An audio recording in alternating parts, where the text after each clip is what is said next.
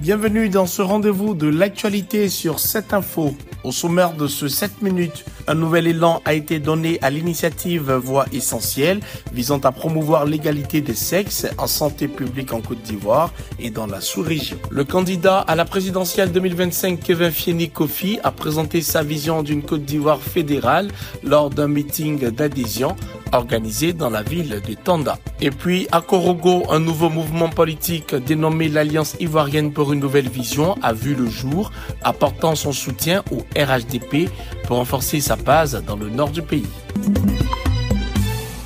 Lutter pour une meilleure représentation des femmes dans les décisions de santé publique, c'est l'engagement réaffirmé lors du lancement de la phase 2 de l'initiative Voix essentielle en Côte d'Ivoire. Déployée également au Burkina Faso et au Sénégal, cette phase vise à renforcer les capacités des organisations communautaires féminines et à garantir un accès équitable aux soins. Voix essentielle, c'est un projet qui vise à promouvoir l'inclusion des perspectives féminines dans les questions de santé, notamment augmenter la représentation des femmes dans les instances de décision et influencer la formation de politiques et d'allocations budgétaires qui incluent les femmes.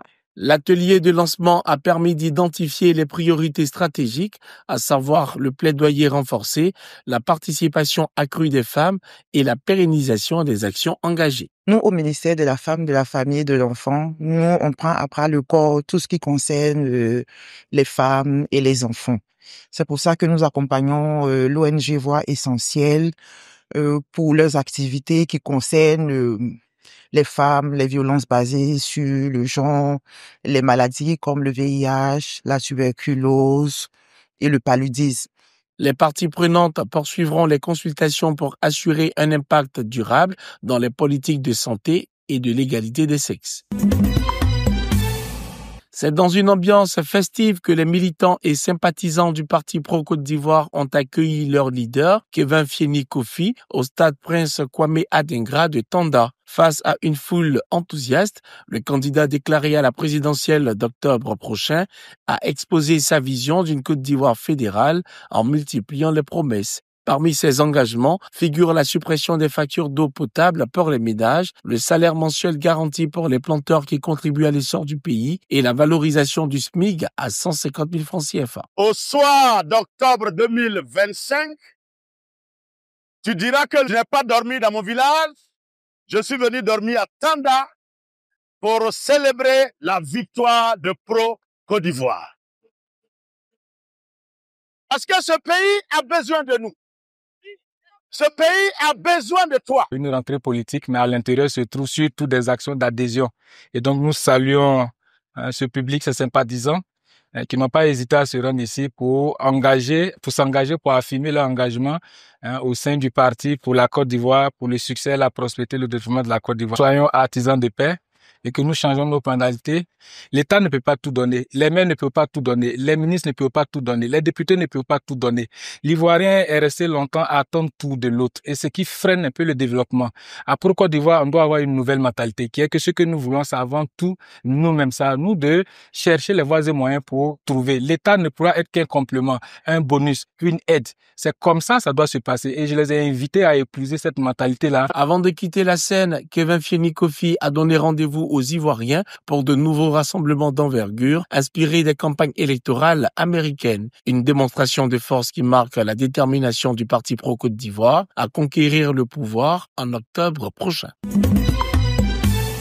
Le ministère des Eaux et Forêts a organisé un atelier de validation du plan d'aménagement des agroforêts de Monogaga et de Kromodou dans les départements de San Pedro et Sassandra. L'objectif est de contribuer à la préservation et à la réhabilitation des forêts ivoiriennes pour atteindre 20% de couverture forestière d'ici 2030. Cet objectif ambitieux ne peut pas être réalisé par le gouvernement seul. Pour y arriver, les partenaires du secteur privé sont sollicités. C'est dans ce contexte que la fondation Roots World Foundation a présenté un projet ambitieux de réhabilitation de la forêt de Monogaga. nos missions se situent en 3 axes. Nous avons la restauration de la forêt par le reboisement par l'agroforesterie. Nous avons la réintroduction, la conservation et la protection des espèces animales, donc des espèces fauniques. Et nous avons l'aménagement du littoral par des projets écotouristiques innovants. Et il faut dire que partant d'ici, nous partons vraiment satisfaits de tout ce qui a été fait.